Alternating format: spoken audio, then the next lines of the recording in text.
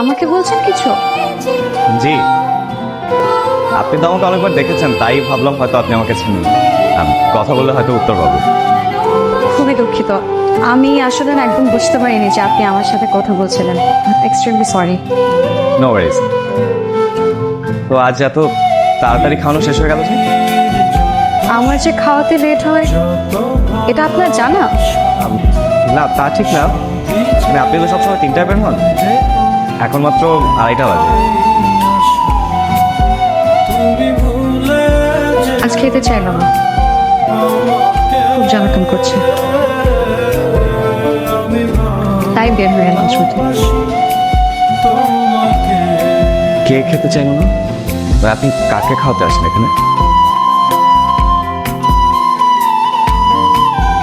আচ্ছা সরি, না চাইলে বলতে হবে না।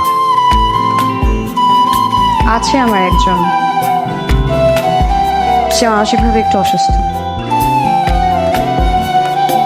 কে সে? কি হয় আপনার?